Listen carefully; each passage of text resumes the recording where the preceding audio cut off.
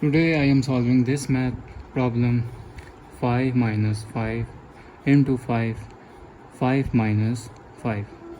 So if we take 5 minus 5, 5 minus 5, 5 minus 5 gives 0, 5 minus 5 gives 0, 0 into 0 gives 0, but this is not an correct answer.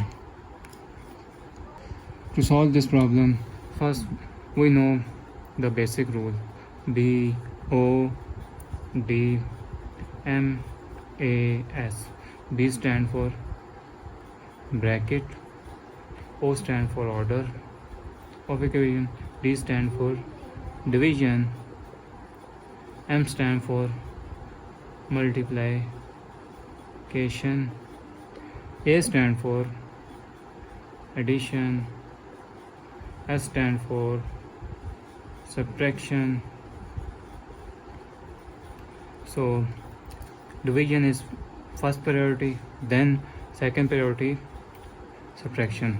First multiply it. 5 into 5 gives us 25 minus 5, 5. So now second priority is minus, so take it. 5 minus 25 gives us minus 20 minus 5. Minus 5 minus 5 gives 25, and that's our answer.